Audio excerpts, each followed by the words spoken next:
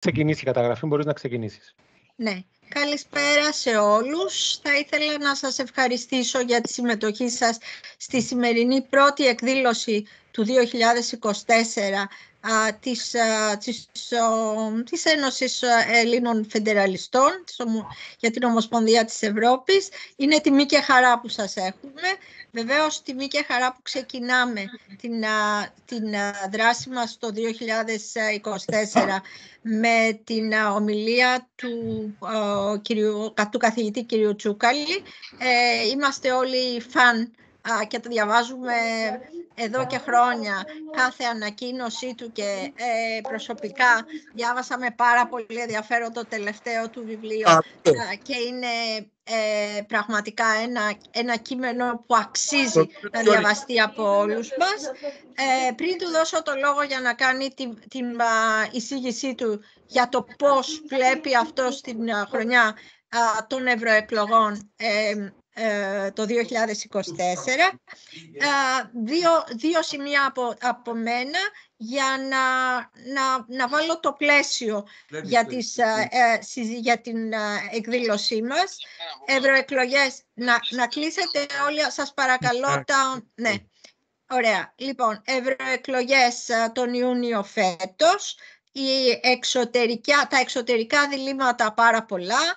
2 χρόνια μετά τον αρχή του πολέμου στην Ουκρανία, Γάζα, αμερικανικές εκλογές Τραμπ, αλλά και εσωτερικά διλήμματα στην Ευρωπαϊκή Ένωση, με μία αύξηση της ακροδεξιάς και των ευρωσκεπτικιστών γενικά, αλλά και άλλα διλήμματα όπως η λειτουργία της δημοκρατίας, πώς λειτουργεί το κράτος δικαίου, πώς ψηφίζουμε στην ψηφιακή εποχή, ποια ελευθερία του τύπου σήμερα στην Ευρώπη και πώς ενημερώνεται ο Ευρωπαίος πολίτης.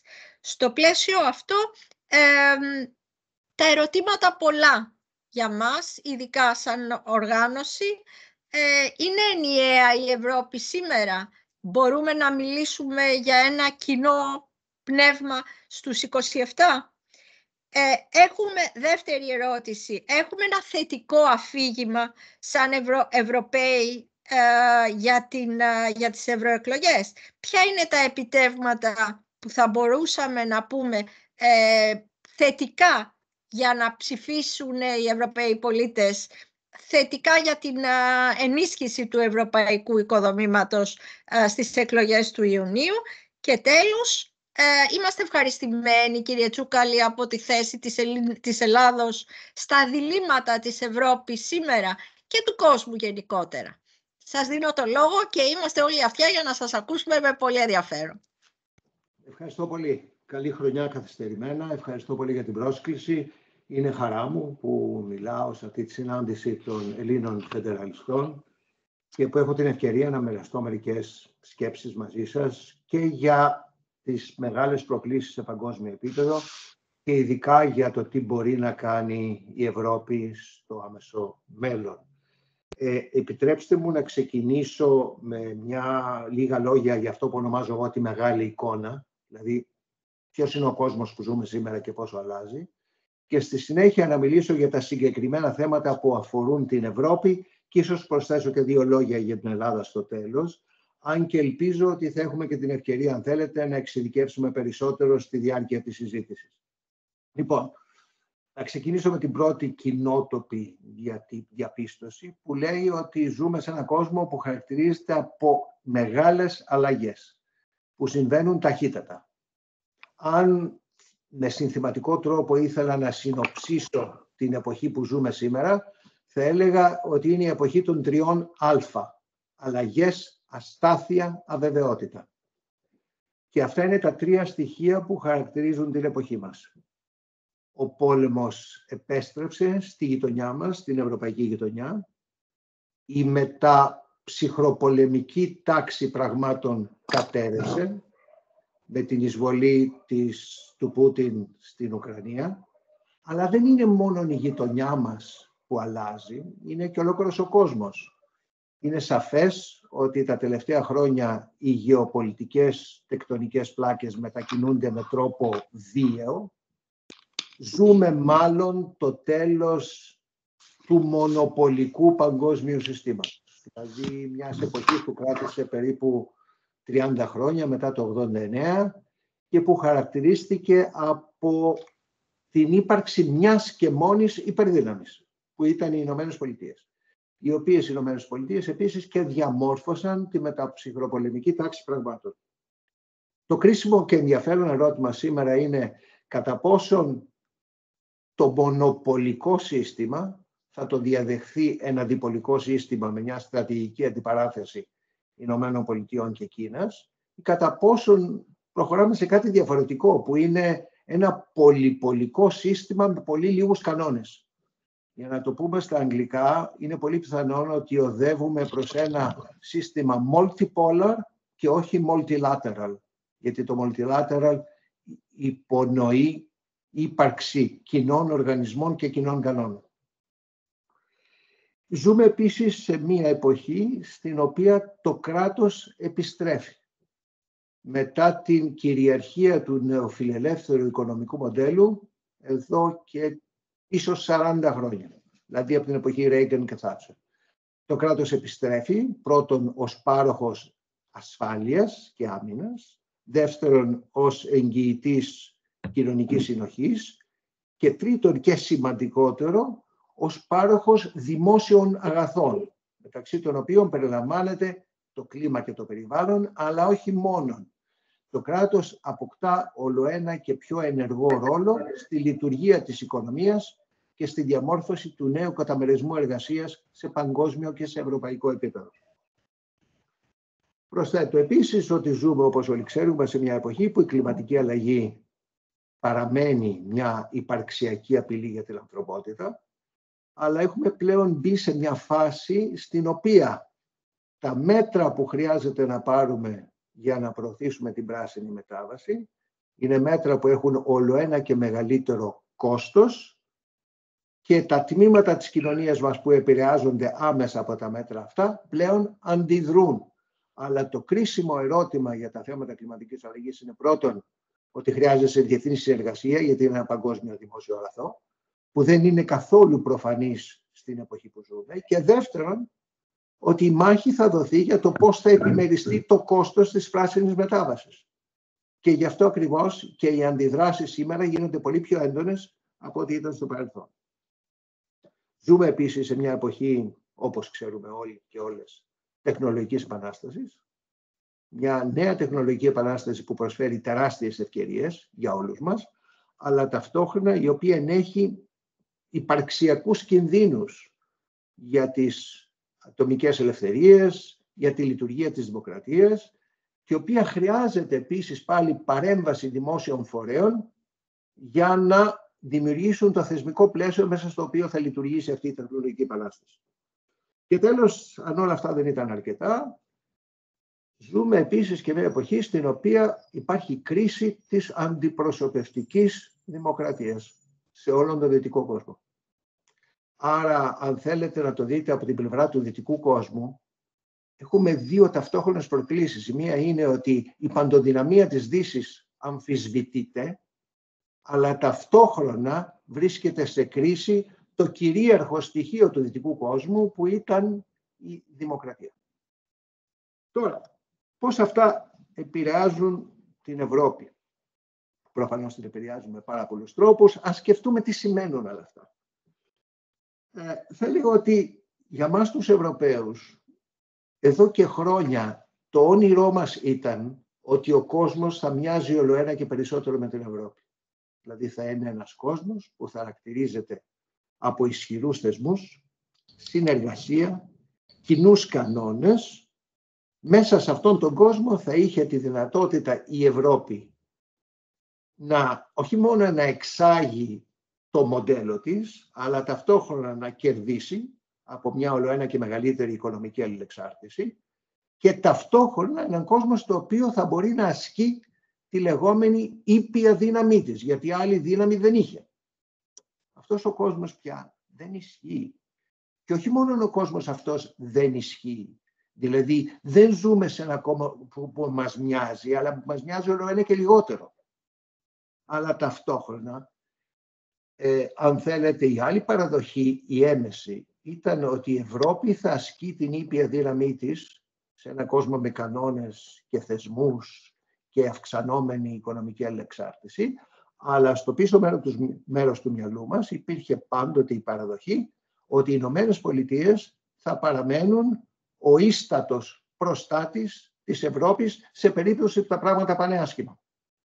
Και γι' αυτό ακριβώς και οι Ηνωμένες Πολιτείες συχνά, και το έκανε πολύ πιο ομά όταν ήταν ο πρόεδρος Τραμπ, κατηγορούσαν τους Ευρωπαίους ως λαθρεπιβάτες στα θέματα ασφάλειας. Δηλαδή, ήμασταν τζαμπατζίδες οι Ευρωπαίοι συνολικά, διότι πληρώνουν οι Αμερικανοί για την προστασία των Ευρωπαίων έναντι των όποιων άλλων κινδύνων. Σήμερα, το άλλο που έχει αλλάξει δεν είναι μόνο ότι δεν υπάρχει η αμερικανική ηγεμονία, τουλάχιστον η αμερικανική ηγεμονία αμφισβητεί το ένα και περισσότερο, αλλά ταυτόχρονα οι Ηνωμένες Πολιτείες, η εξωτερική πολιτική των Ηνωμένων Πολιτειών γίνεται ολοένα και λιγότερο προβλέψιμη. Διότι σε μια εξαιρετικά πολλωμένη κοινωνία και πολιτικό σύστημα, όπως είναι το αμερικανικό πολιτικό σύστημα, και με τον κίνδυνο να επανέλθει ο πρόεδρος Τραμπ, τίποτα δεν είναι δεδομένο ως προς το ρόλο των Ηνωμένων Πολιτειών ως ίστατου προστάτη της Ευρώπης. Άρα λοιπόν αυτά αλλάζουν ριζικά το παιχνίδι και φοβάμαι ότι ένας κόσμος δηλαδή στον οποίο γίνεται μία μετάβαση σε ένα ολοένα και περισσότερο διπολικό ή πολυπολικό σύστημα, ένας κόσμος στον οποίο υπερισχύει ολοένα και περισσότερο το δίκαιο του ισχυρού, διότι δεν υπάρχουν κανόνες ή οι κανόνες είναι λιγότερο ισχυροί από ό,τι ήταν στο παρελθόν. Σε έναν κόσμο επίσης στον οποίο η ασφάλεια συνήθως υπερισχύει της οικονομικής λογικής και σε έναν κόσμο που η αλληλεξάρτηση οικονομική εργαλειοποιείται, σε αυτόν τον κόσμο η Ευρώπη έχει τεράστια δυσκολία, διότι οι ευρωπαϊκοί θεσμοί δεν ήταν προγραμματισμένοι για τέτοιον κόσμο. Άρα τίθενται δύο βασικές προκλήσεις για την Ευρώπη λόγω των αλλαγών αυτών των παγκόσμιων. Η μία είναι πώς μπορείς να μετατρέψεις ένα εγχείρημα ειρήνης και να του προσθέσεις και μία διάσταση αμυντική, στρατιωτική, δηλαδή, όπως λένε και στα τουρκικά, πώς μετατρέπεις το peace project σε peace project με hard power. Αυτό είναι μία από τις μεγαλύτερες προκλήσεις, ίσως η μεγαλύτερη, που αντιμετωπίζει η Ευρώπη σήμερα. Και η Ευρώπη δεν ήταν έτοιμη για κάτι τέτοιο. Ότι λέγαμε ότι αν ο κόσμος είναι καλός, είναι ειρηνικός, λειτουργούν κανόνες και εμείς θα ασκούμε την ήπια δύναμη, δεν έχουμε και άλλοι. Δηλαδή είχαμε μετατρέψει και την αδυναμία μας σε αρετή. Η Ευρώπη αυτή τη στιγμή αντιμετωπίζει την πρόκληση της δικής της ασφάλειας και προστασίας και άμυνας. Άρα το ένα μεγάλη τεράστια πρόκληση είναι πώς μεταβαίνεις από εγχείρημα ειρήνης σε ένα νέο σύστημα στο οποίο η άμυνα αποκτά σημαντική διάσταση. Και το δεύτερο είναι πώς προσαρμόζεσαι σε έναν κόσμο στον οποίο το κράτος επανέρχεται στην οικονομία. Διότι αν το κράτος επανέρχεται στην οικονομία και η Ευρώπη δεν μπορεί να το διαχειριστεί, τότε η Ευρώπη έχει τεράστιο πρόβλημα ακόμα και για τη λειτουργία της εσωτερικής της αγοράς. Δηλαδή, αν οι κρατικές ενισχύσεις στα πλαίσια της βιομηχανικής πολιτικής αυξάνονται ολοένα και περισσότερο και οι κρατικές ενισχύσεις παραμένουν κρατικές και εθνικές και όχι ευρωπαϊκές, τότε υπονομεύεται η εσωτερική αγορά της Ευρώπης. Σας θυμίζω ότι σήμερα μόνο οι γερμανικές κρατικές ενισχύσεις αντιπροσωπεύουν 40 με 50% των συνολικών κρατικών ενισχύσεων στην εσωτερική αγορά, στην Ευρωπαϊκή Ένωση. Αν προσθέσετε και τη Γαλλία, γίνονται κάπου 60%. Δεν μπορεί να λειτουργήσει μια εσωτερική αγορά στην οποία υπάρχει το ελεύθερο για τις κρατικές ενισχύσεις. Άρα το δεύτερο μεγάλο δίλημμα είναι πώς διαχειρίζεται η Ευρώπη την επιστροφή του κράτους. Λοιπόν, βλέπω εδώ πέρα με έχει στείλει ο Σπύρου με το τίμημα. 2 λεπτά μπορούμε να αφήσουμε τις ερωτήσεις στο τέλος, παρακαλώ, για να τελειώσω. Τώρα, προκλήσεις, μίλησα. Τι άλλη μεγάλη πρόκληση για την Ευρώπη είναι εκτός από την ασφάλεια και την άμυνα και εκτός τεχνολογία, κρίσιμο ερώτημα είναι κατά πόσον οι Ευρωπαίοι θα αποκτήσουν, δεν είναι το ερώτημα αν θα έχουμε βιομηχανική πολιτική. Το ερώτημα είναι αν θα έχουμε εθνικές βιομηχανικές πολιτικές ή ευρωπαϊκή βιομηχανική πολιτική. Διότι εθνικές βιομηχανικές πολιτικές σημαίνουν την υπονόμευση της εσωτερικής αγοράς. Τρίτο ερώτημα γενικό είναι η Ευρώπη καλείται να ασκήσει γεωπολιτικό ρόλο τουλάχιστον στην άμεση γειτονιά της. Και η διεύρυνση πάντα θεωρείται ως το πιο πετυχημένο μέσο ευρωπαϊκής εξωτερικής πολιτικής. Ξέρουμε όμως, η εμπειρία το δείχνει, ότι η διεύρυνση έχει κόστος για τη λειτουργία της Ευρωπαϊκής Ένωσης. Και ξέρουμε επίσης σήμερα ότι ούτε η Ευρωπαϊκή Ένωση είναι έτοιμη να δεχθεί νέα μέλη, ούτε και τα νέα μέλη είναι έτοιμα να μπουν στην Ευρωπαϊκή Ένωση. Και το κρίσιμο ερώτημα είναι πόσο μπορεί να αλλάξει η Ευρωπαϊκή Ένωση για να μην αποτελέσει μοντέλο δυσλειτουργικότητας με 35 ή και περισσότερα μέλη. Και τέλος, αντιμετωπίζουμε και μια άλλη τέλος. Δηλαδή, ο κατάλογος είναι μακρύς, προσπαθώ να περιορίσω αυτά που λέω, γιατί έχω περιορισμένο χρόνο. Είναι πώς συντεριάζεις το δημογραφικό με το μεταναστευτικό στην Ευρώπη.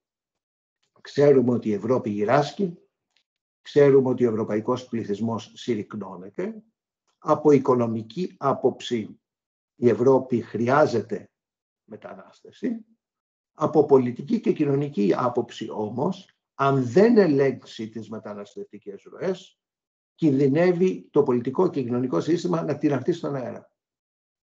Πώς καταφέρνεις να συμφιλιώσεις την οικονομική ανάγκη με την κοινωνική και την πολιτική πραγματικότητα, θα είναι μια πρόκληση που θα είναι εξαιρετικά δύσκολο να διαχειριστεί η Ευρώπη τους επόμενους μήνες και χρόνια. Τώρα, πιο άμεσα, για να μην σας κουράσω πολύ, ποια είναι τα επίγοντα θέματα, ερωτήματα για την Ευρώπη για το 2024.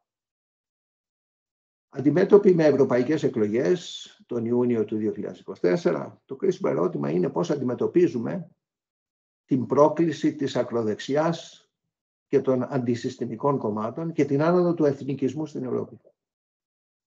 Ποιους υποψήφιους κατεβάζουν οι ευρωπαϊκές χώρες στις ευρωεκλογές αυτές, αν θα έχουν κάτι ουσιαστικό να πούν, οι περισσότεροι και οι περισσότερες από αυτούς, και τι αφήγημα έχουμε προς τους Ευρωπαίους πολίτες. Δηλαδή, τι ακριβώς προτείνουν αυτοί οι υποψήφοι για να τους ψηφίσει ο κόσμος. Δεν είναι καθόλου προφανές, αν λάβουμε υπόψη το γεγονός ότι οι ευρωπαϊκές εκλογές είναι συνήθως, ή έτσι θεωρούνται από τους περισσότερους, ως δεύτερης κατηγορίας εκλογές, στις οποίες η ψήφος είναι χαλαρή και οι υποψήφοι δεν είναι πάντοτε της πρώτης γραμμής.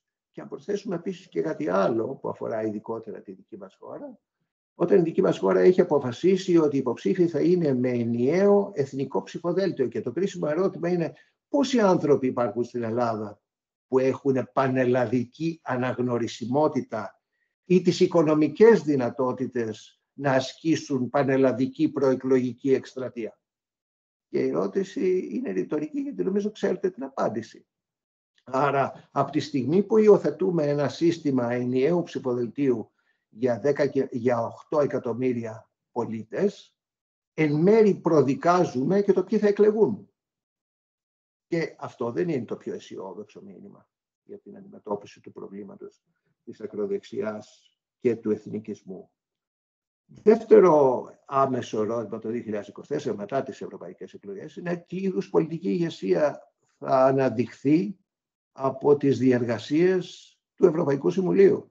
Δηλαδή κατά πόσον θα επικρατήσει πολιτικός κινησμός στην επιλογή των προέδρων για τα μεγάλα αξιώματα και του ύπατου εκπροσώπου.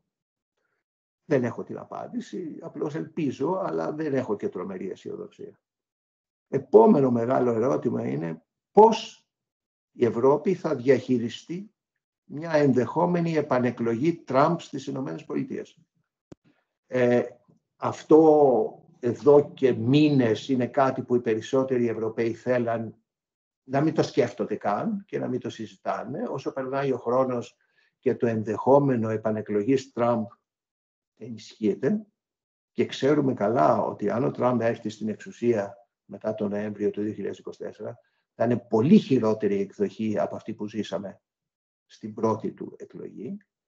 Ο κίνδυνος, πιστεύω, του να έχουμε μια Ευρώπη που είναι χωρισμένη, με ένα Τραμπ πρόεδρο των ΗΠΑ, που μερικοί απλώς θα κολακεύουν και θα προσφέρουν θυσίες στο νέο ηγέτη της Αμερικανικής υπερδύναμης, και άλλοι πιθανόν μειοψηφία που θα προσπαθούν να δημιουργήσουν συμμαχίες προθήμων και γενναίων, όπως τους αποκαλώ, για να αντιμετωπίσουν το κακό, γιατί περί κακού πρόκειται, είναι πολύ ορατός. Δηλαδή μια Ευρώπη διχασμένη απέναντι σε έναν άγριο πρόεδρο, ο οποίος επανέρχεται για να πάρει και εκδίκηση από ντόπιους και ξένους.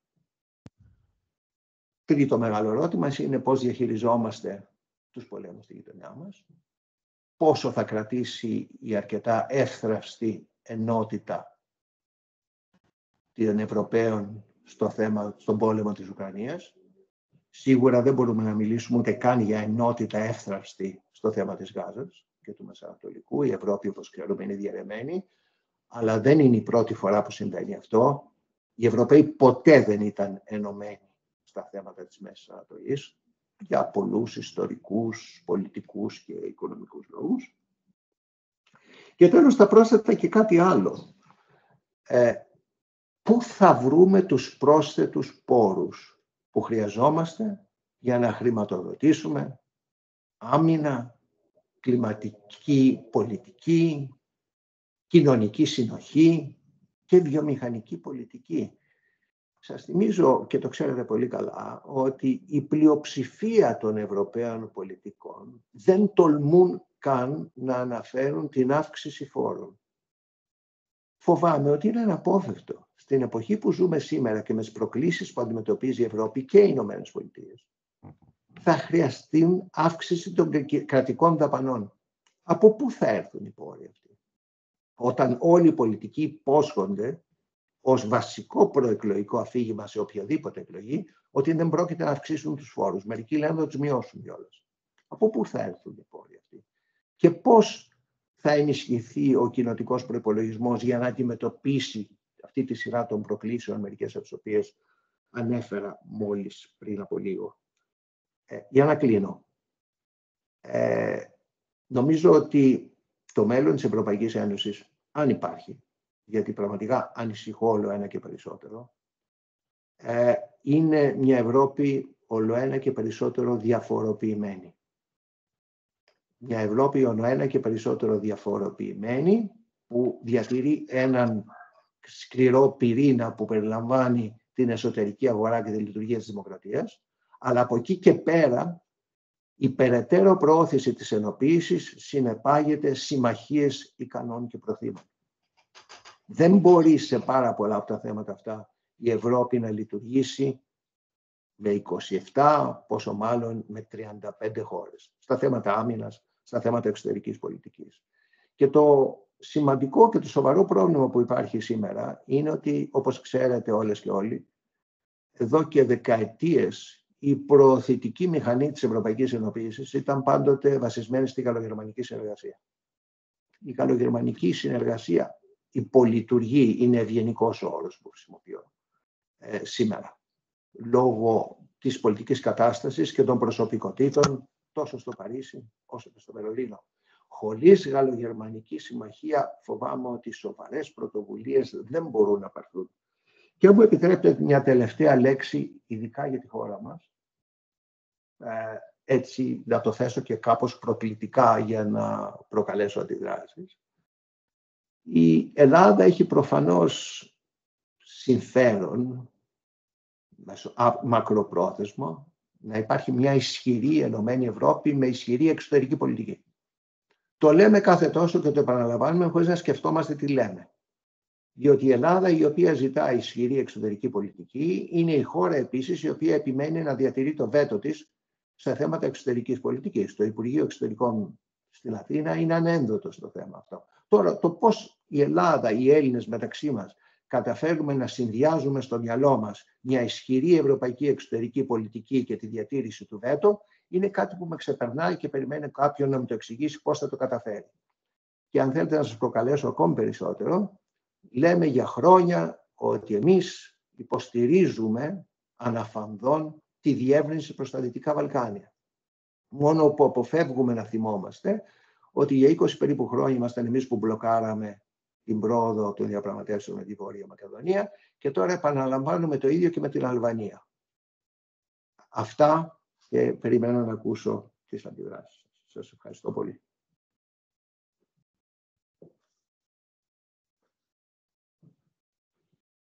Δεν σας ακούω.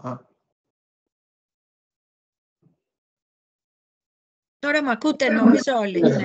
Σας ευχαριστώ πάρα πολύ εκ μέρους όλων για την τόσο πυκνή και εμπεριστατωμένη παρέμβασή σας.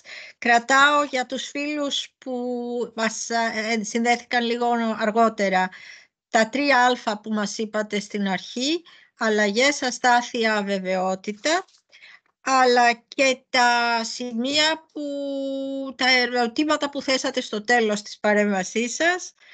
Με ποιο εκλογικό σύστημα επιλέγουμε τους ευρωβουλευτές στην Ελλάδα, το οποίο μας αφορά άμεσα και το οποίο είναι πολύ σημαντικό για μια χώρα με τόσα ανοιχτά θέματα και με 21 ευρωβουλευτές. Τα πιο ευρωπαϊκά θέματα, τα πιο οριζόντια, ποια πολιτική ηγεσία και ποιο συνασπισμός για την Ευρώπη μετά τις εκλογές. Ήδη η Επιτροπή, όπως ξέρετε, θα υπολειτουργεί από το Μάρτιο και μετά με τους μισούς επιτρόπους ή με μεγάλα ονόματα που θα έχουν φύγει. Ποια ευρωπαϊκή εξωτερική πολιτική στην περίπτωση επανεκλογής του Τραμπ.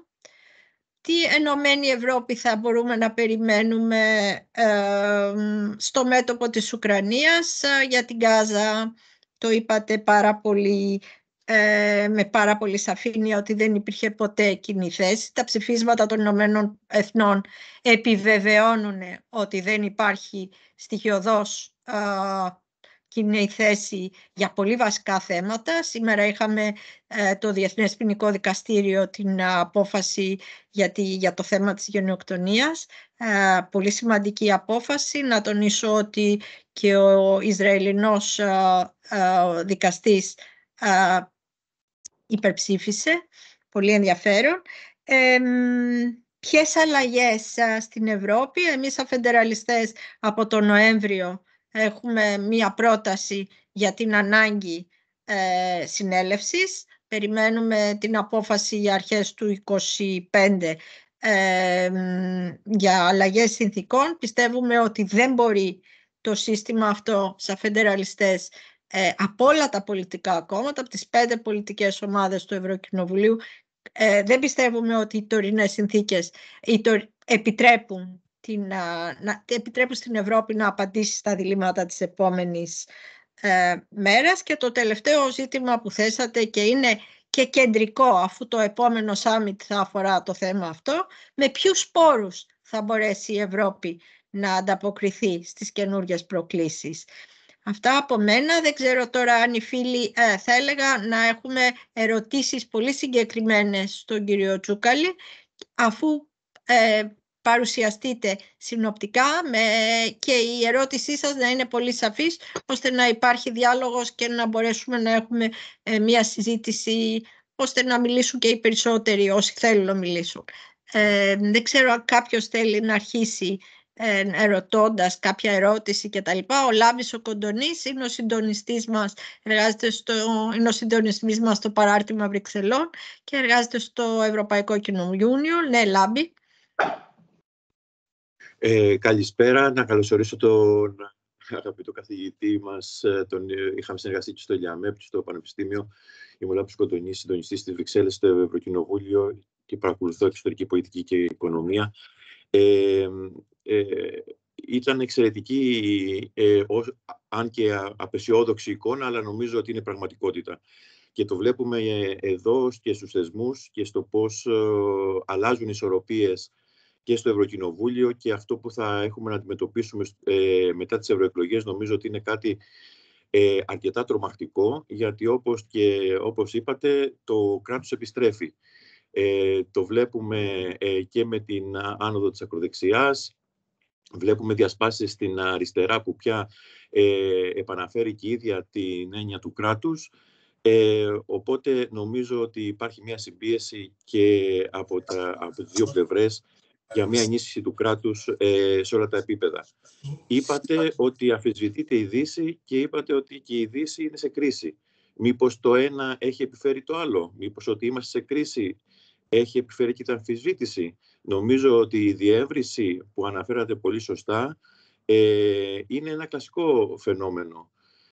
Παλιότερα ήμουνα στην Ευρωπαϊκή Επιτροπή στη Διεύθυνση Διεύρυνσης και ο λόγος της Επιτροπής πριν από 10-15 χρόνια είχε πολύ μεγαλύτερη αξία από ό,τι έχει σήμερα, και αυτό δεν οφείλεται μόνο στην κούραση των κρατών, των υποψήφιων κρατών, αλλά και στα λάθος μηνύματα που παίρναγε η Ευρωπαϊκή Ένωση και η φερεγγιότητα των πολιτικών τους, που έχουν οδηγήσει και στη σημερινή κατάσταση. Βλέπουμε ποιοι είναι στην εξουσία στα Δυτικά Βαλκάνια σήμερα, σε όλες τις χώρες. Για την επανεκλογή Τραμπ, ότι η Ευρωπαϊκή Ένωση είναι εντελώς απροετοίμαστη είναι το μόνο σίγουρο. Παρακολουθώ την Διακοινοβουλευτική Ευρωπαϊκής Ένωσης Αμερικής και πραγματικά είναι κάποιος να τρομάζει για την έλλειψη προετοιμασίας, που τώρα ξεκινούν οι ευρωβουλευτές να συζητάνε σοβαρά το ενδεχόμενο και να συζητάνε ποια θα είναι η αντίδραση της Ευρωπαϊκής Ένωσης. Άρα, και αυτό που αναφέρατε, μιλάμε για τη στρατηγική αυτονομία ως μια προοπτική, που είναι πολύ σημαντική παράμετρος και έχει να κάνει πάρα πολύ και με την Ελλάδα. Είναι κάτι το οποίο μπορεί να είναι μια λύση. Όπως επίσης είναι μια λύση το European Political Community που έχει έρθει ως πρόταση από τη γαλλική πλευρά. Οπότε νομίζω ότι είναι θέματα που μπορούμε να συζητήσουμε, και νομίζω ότι αυτά που είπατε μας δίνουν πάρα πολύ βάση για μια τέτοια συζήτηση. Και μόνο μια ερώτηση για την κοινή περιφέρεια στην Ελλάδα για τις ευρωεκλογές. Αν δεν υπάρχει μια περιφέρεια και υπάρχουν είτε 5 ή 6 που υπήρχε ένα σενάριο παλιότερα, δεν ξέρω κατά πόσο είναι ακόμα στο τραπέζι, αυτό δεν τεμαχίζει ακόμα περισσότερο μια ευρωπαϊκή συζήτηση, και πια επιστρέφουμε σε μια μικροπολιτική περιφερειών, Θεσσαλία, Ήπειρος, και όχι πια σε ευρωπαϊκή συζήτηση, που πάντα βέβαια έλειπε, όχι ότι πια στην Ελλάδα είναι κάτι πολύ σημαντικό, αλλά μήπως ακόμα είναι προς τη λάθος κατεύθυνση? Ευχαριστώ, κύριε καθηγητά. Να δώσω επίσης το λόγο, θα μου επιτρέψετε, στον Αντιπρόεδρο όμως, τον Θόδωρο Τσίκα, και μετά σε εσάς, κύριε Τσούκαλη, για να απαντήσετε. Θόδωρε.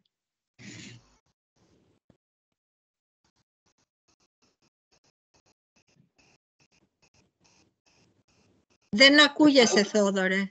Δεν ακούγεσαι. Είσαι muted. Τώρα νομίζω ότι ακούγομαι, ναι. Καταρχάς, να ευχαριστήσω και εγώ τον κύριο Τσούκαλη, ο οποίος είναι παλιός γνωστός και καμιά φορά ανταλλάσσουμε και ορισμένες ιδέες και εμπειρίες μεταξύ μας οι δυο μας, για την πραγματικά εξαιρετική του παρέμβαση και ως αντιπρόεδρος της ΕΝΟΕ. Νομίζω ότι το κρίσιμο θέμα που αντιμετωπίζει κανείς όταν αναλύει το διεθνές σκηνικό είναι ότι η αμφισβήτηση ή η προσπάθεια αμφισβήτησης των σημερινών διεθνών κανόνων και των σημερινών διεθνών ισορροπιών δεν προέρχεται από δυνάμεις διεθνείς, εννοώ, παράγοντες παγκόσμιους, που είναι πιο δημοκρατικές και επιδιώκουν μεγαλύτερη δημοκρατία, περισσότερα ατομικά δικαιώματα και περισσότερη ειρήνη στον κόσμο. Να κλείσω τα μικρόφωνα, να παρακαλέσω όλους να κλείσετε τα μικρόφωνά σας. Ναι, για να ακούσουμε. Οκ, ευχαριστώ. Το πρόβλημα είναι ότι αυτές οι δυνάμεις που προσπαθούν να αμφισβητήσουν τις σημερινές διεθνείς ισορροπίες είναι οι δυνάμεις πιο αντιδραστικές, πιο σκοταδιστικές, πιο αυταρχικές. Και στο εσωτερικό τους, όπου παραβιάζουν μαζικά ανθρώπινα δικαιώματα, μειονοτικά δικαιώματα, αλλά και πιο επιθετικές, όπως είναι η Ρωσία, όπως είναι η Κίνα, όπως είναι το Ιράν. Επομένως, εδώ πέρα χρειάζεται κανείς να δει πώς θα αναμορφωθεί το διεθνές σύστημα με την παρουσία της Ευρωπαϊκής Ένωσης και πώς προφανώς θα χρειαστεί να αναμορφωθεί η ευρωατλαντική συνεργασία και πράγματι εκεί πέρα μπορεί να υπάρχει το θέμα του Τραμπ, αλλά είναι προφανές ότι η Ευρωπαϊκή Ένωση μπορεί να συνεργαστεί με δυνάμεις που έχουν κατά κάποιο τρόπο κοινές αξίες μαζί της. Η Αυστραλία, η Νέα Ζηλανδία, ξέρω εγώ, ο Καναδάς και τέτοιες χώρες, και ταυτόχρονα να αντιμετωπίσουν τους μεγαλύτερους κινδύνους που προέρχονται εκτός από αυτό το διεθνές σύστημα. Άρα δηλαδή κανείς πρέπει να κάνει μία διάκριση, κατά τη γνώμη μου, στο εσωτερικό του σημερινών, ας το πω, της σημερινής δημοκρατικής ανθρωπότητας, τις διαφορές τακτικής που μπορεί να έχει κανείς, τις διαφορές εκτιμήσεων, τις διαφορές σε σχέση με το πώς αν πρέπει να λειτουργούν οι πολυμερείς θεσμοί. Αυτό είναι ένα πράγμα, αλλά είναι ενδοοικογενειακό. Και από εκεί και πέρα, ακόμα και με δυνάμεις με τις οποίες έχει διαφορές αντιλήψεων σε αυτά, να αντιμετωπίσει τους σοβαρούς κινδύνους που προέρχονται από πολύ σοβαρούς αυταρχικούς και επεκτατικούς παράγοντες του κόσμου. Ρωσία, Κίνα, Ιράν και άλλες περιπτώσεις. Άρα εδώ πέρα χρειάζεται μια πολύ λεπτή, είναι αλήθεια, δουλειά, μια δουλειά σε βάθος, μια διαμόρφωση γεωστρατηγικής αντίληψης από την πλευρά της Ευρωπαϊκής Ένωσης, που αυτή τη στιγμή προφανώς δεν έχουμε. Εγώ συμφωνώ απολύτως με την καταληκτική διαπίστωση του κυρίου Τσούκαλη ότι μόνο μια Ευρώπη πολλαπλών ταχυτήτων, όπου στο κέντρο της θα είναι ο πυρήνας των χωρών που θέλουν εκτεταμένη συνεργασία και θα ενσαρκώνουν την πολιτική Ευρώπη, την πολιτική ένωση της Ευρώπης, μπορεί να δώσει στην Ευρωπαϊκή Ένωση μια προοπτική, υπό την έννοια ότι εμείς θέλουμε και εμβάθυνση αλλά και διεύρυνση, ώστε να μπορέσει η Ευρώπη να μπορέσει να εκπροσωπήσει το σύνολο των δυνάμεων ή δυνατών της Ευρωπαϊκής Υπήρου. Άρα η ισορροπία ανάμεσα στην διεύρυνση και την εμβάθυνση μπορεί να είναι μόνο μια Ευρώπη πολλαπλών ταχυτήτων, η οποία μπορεί να τη βοηθήσει να ασκήσει και το γεωπολιτικό της ρόλο, γεωπολιτικό και ή δυνατόν και γεωστρατηγικό ρόλο σε αυτή την άναρχη εποχή στην οποία μπαίνουμε. Ολοκληρώνοντας, και θέτω και αυτό και ως ερώτημα στον κύριο Τσούκαλη, είναι το εξής, αν συμφωνεί. Η δική μου εκτίμηση είναι ότι περάσαμε την καλή εποχή. Η καλή εποχή ήταν, ας πούμε, τα τελευταία 30 χρόνια, ας το πω σχηματικά, μετά την πτώση του τείχους του Βερολίνου. Εκεί είχαμε τη δυνατότητα περισσότερων πολυμερών συνεργασιών, μια κατά βάση ειρηνική και σταθερή, όχι πλήρως, αλλά κατά βάση ειρηνική και σταθερή περίοδο. Μπαίνουμε λοιπόν σε αυτή την περίοδο που γίνεται προσπάθεια να ανατραπούν οι ισορροπίες, και μέχρι να ανατραπούν και μέχρι να φτιαχτούν νέες ισορροπίες, είναι προφανές ότι θα μπούμε σε μεγαλύτερη αστάθεια, ίσως σε περισσότερες συγκρούσεις. Δεν μιλώ οπωσδήποτε για μια παγκόσμια κρίση, αλλά σίγουρα περιφερειακές κρίσεις, στις οποίες από πίσω θα βρίσκονται σημαντικοί παίκτες αυτού του κόσμου. Αν συμφωνεί με αυτό, είναι προφανές ότι πλέον η Ευρωπαϊκή Ένωση πρέπει να αποκτήσει επιγόντως και να προχωρήσει στα βήματα που είπαμε, αλλά φυσικά αυτό πάντοτε έχει σχέση με την πολιτική βούληση. Δεν έχει εφευρεθεί κανένας άλλος τρόπος πέραν της πολιτικής βούλησης να λαμβάνονται αποφάσεις και άρα και αποτελέσματα και δράσεις αποτελεσματικές για την πορεία των χωρών μας και της Ένωσης. Ευχαριστώ. Πριν σας δώσω το λόγο, κύριε Τσούκαλη, για να απαντήσετε στις δύο ερωτήσεις, να προσθέσω επίσης, είναι δυνατόν να γίνουν αυτά εδώ, να προχωρήσει η Ευρωπαϊκή Ένωση στα επόμενα βήματα, είτε με τους πολλαπλούς κύκλους, χωρίς θεσμικές αλλαγές, δηλαδή χωρίς αλλαγές στις συνθήκες. Να τονίσω επίσης ότι ακροβατικά λειτουργήσε η Ένωση και αποτελεσματικά, πιστεύω, στην κρίση του COVID, αλλά μπορεί να συνεχίσει να λειτουργεί έτσι, με ακροβασίες και ίσως τελευταία στιγμή αποφάσεις που λαμβάνονται στα όρια του τι είναι κοινοτική αρμοδιότητα ή όχι. Ο λόγος σε εσάς για να μας απαντήσετε. Μ' ακούτε? Ναι. Ευχαριστώ πολύ για τις ερωτήσεις και τα σχόλια που είναι πάρα πολύ ενδιαφέροντα. Τώρα είναι αδύνατο βέβαια να δώσω απάντηση σε όλα τα θέματα που τέθηκαν, αν είναι αλήθεια ότι έχω μόνο 5 λεπτά ή και όχι πολύ περισσότερο. Θα πάρω επιλεκτικά μερικά από αυτά και θα αναφερθώ όσο γίνεται πιο σύντομα. Το κράτος επιστρέφει γιατί ουσιαστικά το φιλελεύθερο μοντέλο που λειτουργήσε για 3 με 4 δεκαετίες δεν απέδωσε όσα είχε διακηρύξει ότι θα αποδώσει. Έτσι. Διότι έχουμε, πρώτον, είναι εντυπωσιακό αν σκεφτείτε ότι έχουμε μια περίοδο που κυριαρχεί το φιλελεύθερο οικονομικό μοντέλο και ταυτόχρονα μια παγκοσμιοποίηση στην οποία συμμετέχει η κομμουνιστική Κίνα ως κομμάτι του διεθνούς καπιταλιστικού συστήματος. Που είναι μια ενδιαφέρουσα αντίφαση, αλλά πλέον έχουμε συνηθίσει με αυτή την αντίφαση. Οι ανισότητες σε παγκόσμιο επίπεδο μειώθηκαν τρομερά. Η λειτουργία της Κίνας και όχι μόνον σήμανε ότι μερικές εκατοντάδες εκατομμύρια ανθρώπων έφυγαν από την απόλυτη ένδια και μπήκαν στη μέση αστική τάξη, που είναι τεράστια επιτυχία. Αλλά οι ανισότητες στο εσωτερικό δυτικών χωρών αυξήθηκαν και κυρίως αυξήθηκαν πού? Στις 2 χώρες που έχουν και το μεγαλύτερο πολιτικό πρόβλημα, δηλαδή στις ΗΠΑ και το Ηνωμένο Βασίλειο. Δεν είναι τυχαία ούτε η εκλογή Τραμπ το 2016, ούτε το Brexit το Ηνωμένο Βασίλειο. Υπάρχει σοβαρότατο θέμα. Η Αμερική σήμερα έχει την πιο άνηση κοινωνία με οικονομικούς όρους από το 1920-30. Αυτό δημιουργεί ένα τεράστιο πρόβλημα στο εσωτερικό της χώρας. Και αυτό εν μέρει εξηγεί την άνοδο Τραμπ, παρά το γεγονός ότι ο Τραμπ που θα μειώσει και πάλι τους φορολογικούς συντελεστές για τους πιο πλούσιους Αμερικανούς, δεν είναι η απάντηση στο πρόβλημα. Αλλά ο Τραμπ λαϊκίζει ασυστόλως και δεν είναι ο μόνος. Η Δύση είναι σε κρίση γιατί όχι μόνο έχει να διαχειριστεί εσωτερικά προβλήματα ανισοτήτων, ταυτοτήτων κλπ.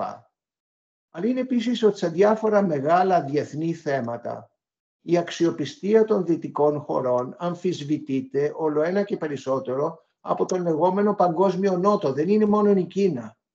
Σας θυμίζω ότι οι Ηνωμένες Πολιτείες σε παραβίαση κάθε κανόνα δικαίου εισέβαλαν στο Ιράκ. Ο πόλεμος του Ιράκ έθεσε υπό σοβαρή αμφισβήτηση τις λεγόμενες δυτικές αξίες και την τήρηση των κανόνων της διεθνούς νομιμότητας. Τώρα έχουμε και κάτι άλλο. Καταδικάζουμε τη Ρωσία και καλά κάνουμε και την καταδικάζουμε για την εισβολή στην Ουκρανία και ό,τι έχει προκαλέσει αυτή η εισβολή. Αλλά αρνούμαστε να κάνουμε το ίδιο με αυτό που σημαίνει στη Γάζα με το Ισραήλ. Αυτό είναι κάτι το οποίο το βλέπουν οι υπόλοιπες χώρες. Και πλέον η αξιοπιστία των δυτικών όταν μιλάνε για αξίες αμφισβητείται πολύ περισσότερο από ό,τι αμφισβητείται στο παρελθόν. Αναφερόμενος σε ένα θέμα που έθεσε ο κύριος ο Θόδωρος ο Τσίκας. Δεν πιστεύω ότι η αντιπαράθεση δημοκρατιών και αυταρχικών καθεστώτων, όπως την έθεσε στην αρχή της θητείας του ο Biden, είναι μια πολύ χρήσιμη, ένας χρήσιμος διαχωρισμός για να καταλάβουμε τον κόσμο σήμερα. Το πρόβλημα σήμερα του κόσμου δεν είναι η αντιπαράθεση δημοκρατιών και αυταρχικών καθεστώτων. Έχει να κάνει με άλλες, κυρίως γεωπολιτικές αιτίες και λιγότερο. Άλλωστε, ούτε στο συνασπισμό των δυτικών χωρών ήταν όλες οι χώρες πολύ δημοκρατικές. Σας θυμίζω στο συνασπισμό αυτό ανήκαν και χώρες όπως η Σαουδική Αραβία και άλλες που δεν νομίζω ότι έχουν και πάρα πολύ σχέση με δημοκρατία. Δεν νομίζω ότι αυτό είναι το κυρίαρχο στοιχείο και επίσης θεωρώ ότι είναι ενδιαφέρον ότι ο ίδιος ο Biden και η κυβέρνηση στην Ουάσιγκτον δεν πολύ μιλάνε πλέον για αυτή την αντιπαράθεση. Είναι διαφορετικό θέμα η αντιπαράθεση που αντιμετωπίζουμε σήμερα. Η Ευρωατλαντική Συμμαχία, πιστεύω ότι το μέλλον της Ευρωατλαντικής Συμμαχίας δεν μπορεί παρά να βασιστεί μεταξύ άλλων, αλλά κυρίως στη δημιουργία ενός ευρωπαϊκού αμυντικού πυλώνα στο εσωτερικό της Ατλαντικής Συμμαχίας. Άρα δημιουργία μιας μεγαλύτερης συμμετρίας μεταξύ των δύο πλευρών του Ατλαντικού, που θα συνεπάγεται συμμετρία όχι μόνο στις αποφάσεις, αλλά και στο κόστος και στις ευθύνες. Άρα, με άλλα λόγια, οι Ευρωπαίοι, αν θέλουν μεγαλύτερη συμμετρία στην Ατλαντική Συμμαχία, θα πρέπει να κάνουν αυτό που λένε στα αγγλικά «they have to put their money where their mouth is». Και αυτό για πολλά χρόνια, για δεκαετίες, αρνούνται να το κάνουν οι Ευρωπαίοι. Πέρασε η καλή εποχή, πιστεύω πως ναι. Ζούμε, πιστεύω, το τέλος μιας εποχής. Είναι το τέλος της εποχής της σταθερότητας, της παγκοσμιοποίησης, των κανόνων και της πολυμέρειας, με μια υπερδύναμη που ελέγχει και λειτουργεί ως χωροφύλακας. Αυτό αμφισβητεί το ήδη και πριν εισβάλλει ο Πούτιν στην Ουκρανία. Αυτή η εποχή νομίζω ότι τέλειωσε και μπαίνουμε σε μια εποχή μεγαλύτερης αστάθειας. Και αυτή είναι πολύ πιο επικίνδυνη η εποχή. Και γι' αυτό ακριβώς και το ερώτημα είναι αν οι Ευρωπαίοι έχουν τα μέσα πλέον να υπερασπιστούν κοινές αξίες και συμφέροντα. Νομίζω ο μεγαλύτερος κίνδυνος στην Ευρώπη σήμερα είναι η περιθωριοποίηση της Ευρώπης. Σε έναν κόσμο που αλλάζει, και η περιθωριοποίηση της Ευρώπης θα σημαίνει ότι δεν μπορούμε να προστατέψουμε κοινά συμφέροντα και αξίες για τα χρόνια που έρχονται. Να προσθέσω δύο άλλα. Ενιαία εκλογική περιφέρεια.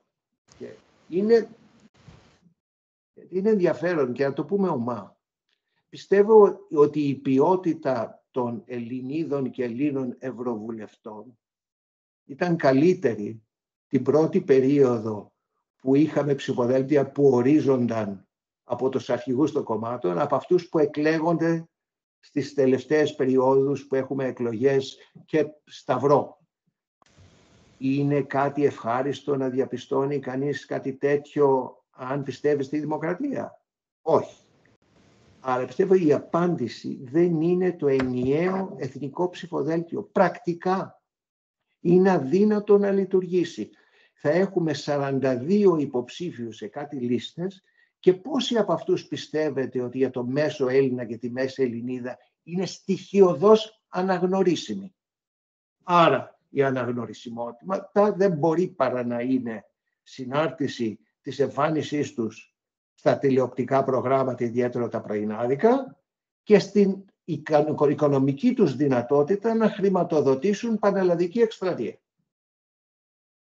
Αν η δημοκρατία μας είναι πλέον κυρίως συνάρτηση οικονομικής ισχύως, τότε το πράγμα δεν είναι πολύ ευχάριστο. Θα σας θυμίσω μια περίφημη φράση του Bernie Sanders στις Ηνωμένες Πολιτείες, ο οποίος έχει πει «America has the best democracy money can buy». Υποθέτω ότι αυτό δεν πρέπει να είναι το όραμά μας, ούτε για την Ευρώπη, ούτε για την Αμερική. Τέλος, στο ερώτημα της κυρίας Γόγου, μπορούμε να προχωρήσουμε χωρίς θεσμικές αλλαγές? Η απάντηση θεωρητικά είναι όχι. Το πρόβλημα είναι ότι, όπως ξέρετε καλύτερα από μένα, ότι για να αλλάξουμε, να κάνουμε θεσμικές αλλαγές, χρειαζόμαστε ομοφωνία. Και ομοφωνία δεν μπορεί να υπάρξει. Ιδιαίτερα ότι στη σημερινή εποχή χρειαζόμαστε όχι μόνο ομοφωνία, αλλά και πολλά δημοψηφίσματα.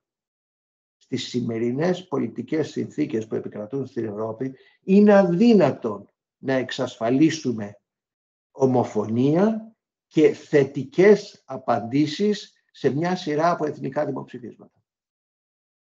Άρα το ερώτημα είναι στην πράξη, αν θέλουμε αλλαγές, θα πρέπει να τις κάνουμε τουλάχιστον στο άμεσο μέλλον, στο ορατό μέλλον, με τις σημερινές συνθήκες και να δούμε τι άλλο μπορούμε να βγάλουμε μέσα από αυτό. Και γι' αυτό ακριβώς που πιστεύω, σε θέμα παράδειγμα άμυνας και εξωτερικής πολιτικής, είναι το κατεξοχήν παράδειγμα όπου θα πρέπει να λειτουργήσουν συμμαχίες των ικανών και των προθήμων. Δεν μπορούμε να λειτουργήσουμε αλλιώς.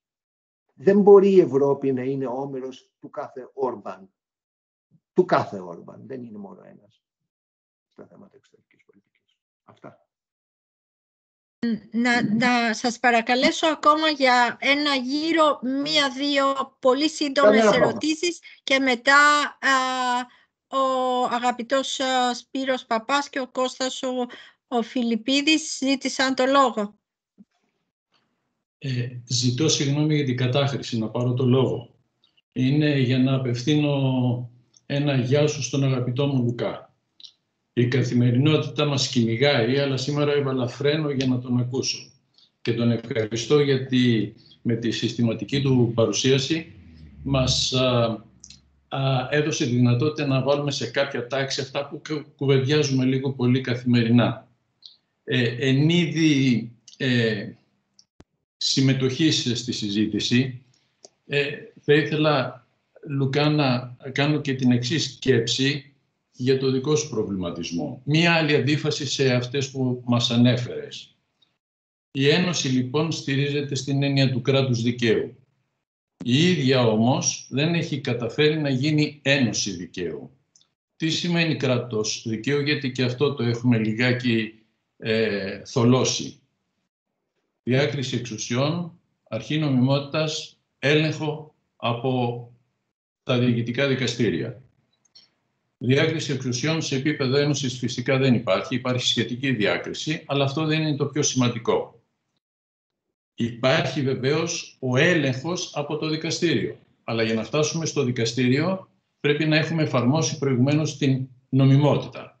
Εδώ λοιπόν έρχεται ο ρόλος της Επιτροπής, η οποία θα όφιλε να είναι guardian of the treaties και να εφαρμόζει την νομιμότητα, ειδικά μετά από μία περίοδο όπου είχε την ευχέρεια να την ασκήσει αυτή την νομιμότητα πολιτικά στη φάση της ολοκλήρωσης, στη φάση την πρώτη φάση, την ιστορική φάση της Ευρωπαϊκής Ένωσης. Όμως πλέον φτάσαμε σε ένα σύστημα το οποίο είναι σχεδόν ολοκληρωμένο ή βαίνει προς περαιτέρω ολοκλήρωση, αλλά ωστόσο είναι αρκετά ολοκληρωμένο, χωρίς αυτή να ασκεί τον έλεγχο της νομιμότητας. Όχι μόνο σε επίπεδο ένωσης, αλλά και σε επίπεδο κρατών μελών. Δεν ελέγχει καν την εφαρμογή του κράτους δικαίου στα κράτη-μέλη. Όμως και στην ίδια ακόμη, εντός των κόλπων της, εφαρμόζει την νομιμότητα à la carte. Συνεπώς... Σπύρο, μπορείς να μας δώσεις κανένα παράδειγμα συγκεκριμένο για να αντιδράσω? Μπορώ να σου δώσω πολλά παραδείγματα. Ένα. Με πιάνεις τώρα λιγάκι εξαπίνεις, αλλά μισό λεπτό θα σου δώσω παραδείγματα. Σε θέματα ανταγωνισμού, παραδείγματος χάρη, υπάρχουν πάρα πολλές περιπτώσεις όπου διερωτάται κανείς γιατί είναι τόσο χαλαρή η Ευρωπαϊκή Επιτροπή απέναντι σε ορισμένα κράτη-μέλη, σε αντίθεση με άλλα.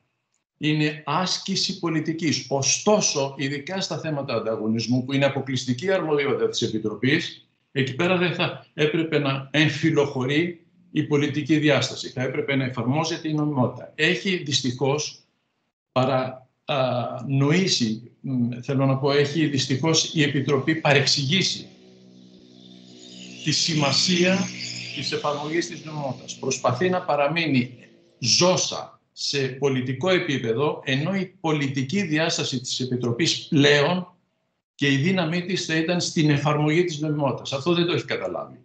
Και αν το είχε πράξει θα είχαν αλλάξει πάρα πολύ τα πράγματα, θα ήταν πολύ διαφορετικά τα πράγματα σήμερα. Και αυτό βέβαια... Να σε παρακαλώσω, Σπύρο μου, γιατί πολύ ενδιαφέρουσα συζήτηση για όλους εμάς τους δομικούς, αλλά να κάνεις το ερώτημά σου για να μιλήσει και ο φίλος ο Κώστας ο Φιλιππίδης μετά και να ολοκληρώσουμε τη συνάντηση. Ο προβληματισμός είναι ειδικά για τον κύριο καθηγητή, το οποίο βέβαια συναρτάται και με την ποιότητα των ηγετών της Ευρώπης. Έτσι. Δεν είναι μόνο στο Ευρωπαϊκό Κοινοβούλιο. Απόλυτα συμφωνώ μαζί σου σε όσα είπες για την εκπροσώπησή μας και για τη χαμένη ευκαιρία της Ελλάδας να εκπροσωπηθεί από ανθρώπους οι οποίοι θα μπορούσαν να παίξουν ένα σημαντικό ρόλο στην Ευρωπαϊκή Ένωση. Ισχύει το ίδιο δυστυχώς και στην Ευρωπαϊκή Επιτροπή και στους άλλους θεσμούς. Συγγνώμη αν μακρηγόρησα. Ήταν πολύ ενδιαφέρουσα η συζήτηση. Κώστα, ο Κώστας είναι ο συντονιστής του παραρτήματός μας στη Δυτική Μακεδονία και Κώστα, αν μπορείς να είσαι λίγο σύντομος. Θα είμαι πάρα πολύ σύντομος. Πρώτα απ' όλα είμαι πάρα πολύ χαρούμενος που άκουσα τον κύριο καθηγητή. Οφείλω να ομολογήσω από τότε που ήμουν μεταπτυχιακός φοιτητής, διάβαζα κάποια άρθρα, οπότε είμαι πολύ χαρούμενος που το βλέπω έστω και από κοντά και έχω τη δυνατότητα να κάνω αυτή την ερώτηση, εν πάση περιπτώσει αυτές τις ερωτήσεις. Προφανώς και όσοι βρισκόμαστε εδώ πέρα συμφωνούμε με όσα ανέφερε ο κύριος καθηγητής, αλλά και γενικά στο γενικό περίγραμμα για το πώς βλέπουμε και πώς νιώθουμε και πώς πρέπει να είναι η Ευρώπη του μέλλοντος. Το ερώτημά μου όμως έγκυται σε δύο βασικά χαρακτηριστικά, τα οποία μπορεί να θεωρούνται κάπως τετριμμένες ερωτήσεις, αλλά νομίζω ότι είναι εν πάση περιπτώσει ερωτήσεις που υπάρχουν εδώ και πάρα πολύ καιρό, ερωτήματα που υπάρχουν εδώ και πάρα πολύ καιρό, αλλά ένα βασικό χαρακτηριστικό είναι κατά πόσο η Ευρώπη, και δικό μου ερώτημα, κατά πόσο η Ευρώπη μπόρεσε ή κατάφερε να κρατήσει ή να δώσει δύναμη στη Μεγάλη Βρετανία τους ώστε να παραμείνει μέλος της Ευρωπαϊκής Ένωσης, παρά το γεγονός ότι η μακροχρόνια σχέση μπορεί να ήταν η καλύτερη που είχε εντός της Ευρώπης, αλλά το γεγονός ότι τελικά φαίνεται ότι ζημιώνεται, κατά τη δικιά μου άποψη, λίγο περισσότερο η Ευρώπη όσον αφορά την δύναμη που έχει στην εξωτερική πολιτική και κατά δεύτερο λόγο κατά πόσο επηρεάζει και την πορεία της Μεγάλης Βρετανίας όσον αφορά την εταιρικότητα που θα είχε μέσω της Ευρωπαϊκής Ένωσης. Ένα ακόμα σημαντικό ερώτημα είναι κατά πόσο η έλλειψη ηγεσίας στην Ευρωπαϊκή Ένωση που παρατηρούμε και από την πλευρά της Γαλλίας και από την πλευρά του Μακρόν, αλλά και από τη Γερμανία, η οποία ξαφνικά βρέθηκε ενώ είχε ένα πολύ μεγάλο ρόλο την περίοδο της διακυβέρνησης από την καγκελάριο Μέρκελ, ξαφνικά βλέπουμε ότι έχει μια εσωστρέφεια και γυρνάει και μια περιδίνηση στα δικά της ζητήματα.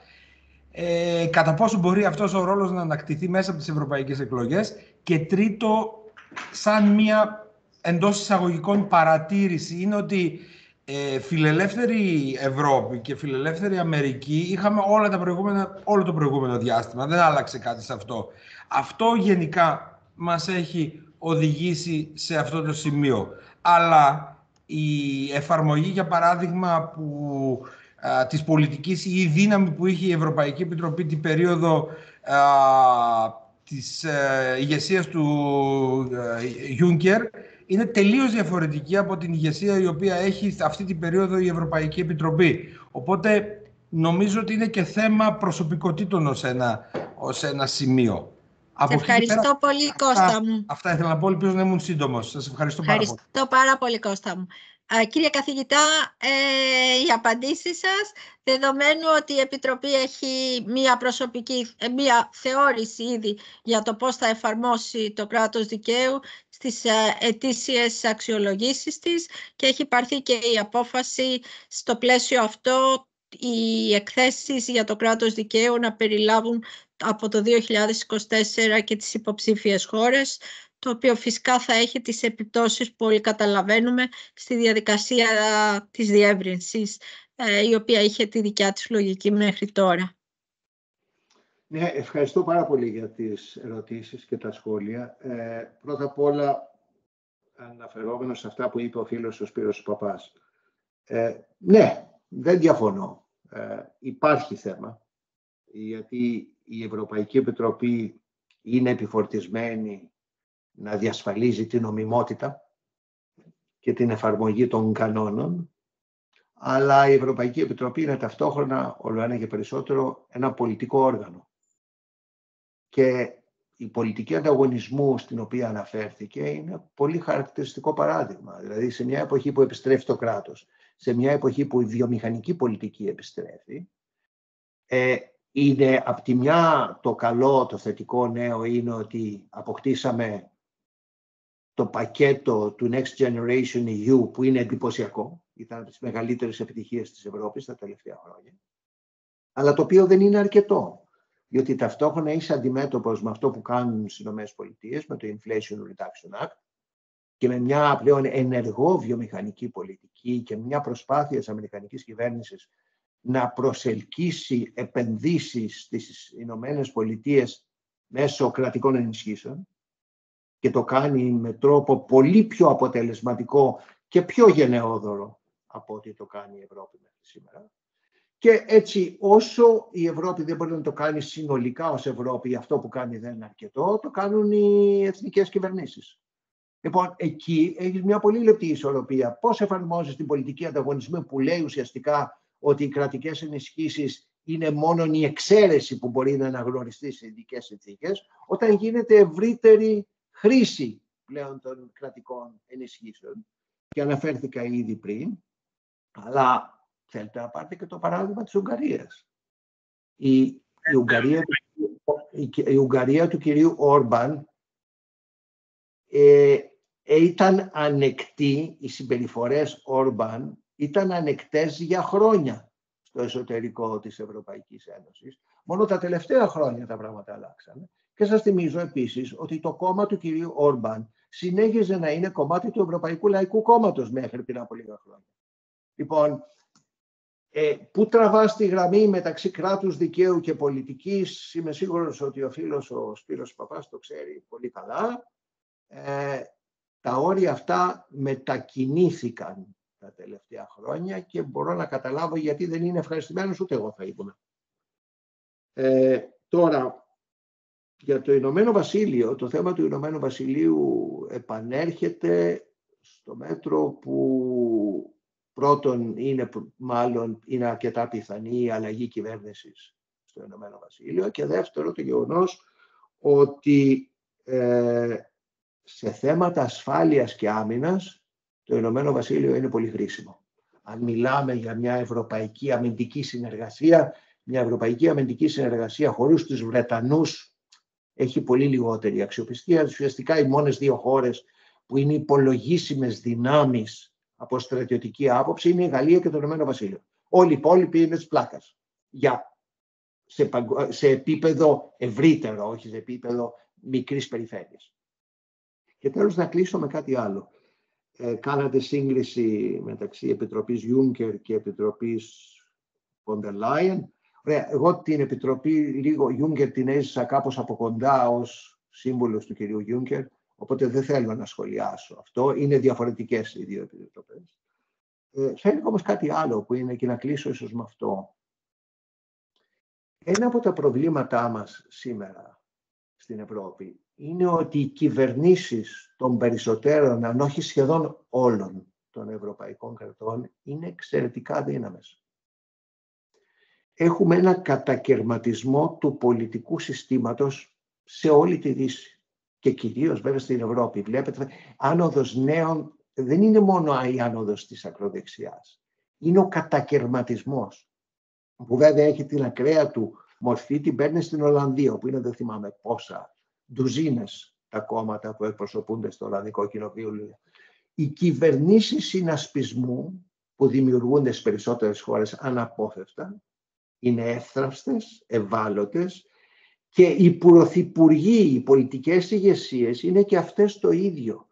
Έχουν χρονικό ορίζοντα πολύ πεπερασμένο, διότι οι άνθρωποι αγωνίζονται να επιβιώσουν για τον επόμενο μήνα, για τους 2 μήνες.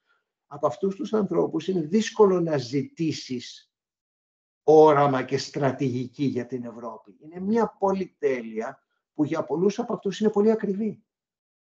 Είμαστε λοιπόν σε μια εποχή όπου οι προκλήσεις αυξάνονται και η δυνατότητα πολιτικής αντιμετώπισης μειώνεται ολοένα και περισσότερο. Και αυτή φοβάμαι ότι είναι από τις πιο δύσκολες αντιφάσεις που αντιμετωπίζουμε σήμερα. Και αυτό δεν είναι μόνο πρόβλημα Ευρώπης, αλλά είναι κυρίως πρόβλημα Ευρώπης, γιατί στις Ηνωμένες Πολιτείες εκλέγουν έναν αρχηγό για 4 χρόνια. Προφανώς αν δεν έχει και το Κογκρέσο από πίσω του, έχει δυσκολίες. Αλλά στην Ευρώπη έχουμε πρωθυπουργικά συστήματα. Άλλωστε, ποιο είναι το μεγάλο πλεονέκτημα, ήταν, θα έλεγα μέχρι πρόσφατα, του Πρόεδρου Μακρόν, είναι ότι οι Γάλλοι εκλέγουν μονάρχη για 5 χρόνια. Αυτό δίνει στον εκλεγμένο μονάρχη τελείως διαφορετικές δυνατότητες από τις δυνατότητες που έχουν οι περισσότεροι πρωθυπουργοί στις υπόλοιπες ευρωπαϊκές χώρες. Εξού και εκτός από την μεγάλη ικανότητα και την ευφυΐα του Μακρόν, ο ρόλος ο πρωταγωνιστικός που έπαιξε μέχρι την τελευταία του επανεκλογή, γιατί τότε πλέον τα πράγματα άλλαξαν και τώρα πλέον δεν ελέγχει ούτε το Γαλλικό Κοινοβούλιο. Αυτά. Λυπάμαι που δεν έχω πολλά καλά νέα να σας πω, όπως λέει και ο Σαββόπουλος στο τραγούδι του, αλλά νομίζω ότι αυτή είναι η πραγματικότητα που αντιμετωπίζουμε σήμερα και είναι εξαιρετικά ανησυχητική. Εγώ θα ήθελα να σας ευχαριστήσω πραγματικά, κύριε καθηγητά, για την τόσο εμπεριστατωμένη παρέμβασή σας, τα σχόλια και την ανάλυση που μοιραστήκατε με τους φίλους. Να ευχαριστήσω πάρα πολύ όλους τους φίλους και τα μέλη της οργάνωσης που συμμετείχαν στη συζήτηση. Να σας πω επίσης ότι τους επόμενους μήνες προεκλογική περίοδο σίγουρα θα έχουμε την ευκαιρία να σας ξαναδούμε σε άλλο πλαίσιο ίσως. Και τελευταίο σχόλιο, γιατί αναφερθήκατε στην Επιτροπή Juncker, οι φεντεραλιστές, οι Ευρωπαίοι φεντεραλιστές πάντα υποστηρίζουν την προσπάθεια για διαφορετικές παρεμβάσεις πολιτικών κομμάτων στις ευρωεκλογές και φυσικά το θεσμό υποστηρίζουν ακόμα, το θεσμό του Spitzenkandidat, και ο Juncker ήταν ο μόνος πρόεδρος της Επιτροπής που ήταν αποτέλεσμα αυτής της διαδικασίας, όπως ξέρετε. Ελπίζουμε ότι τα πολιτικά κόμματα που αρχίζουν αρχές Φεβρουαρίου τα πανευρωπαϊκά του συνέδρια θα πάρουν θέσεις για τα μεγάλα διλήμματα της Ευρώπης και ότι θα προετοιμάσουν το κλίμα για να έχουμε έναν ουσιαστικό διάλογο με τους πολίτες το επόμενο διάστημα.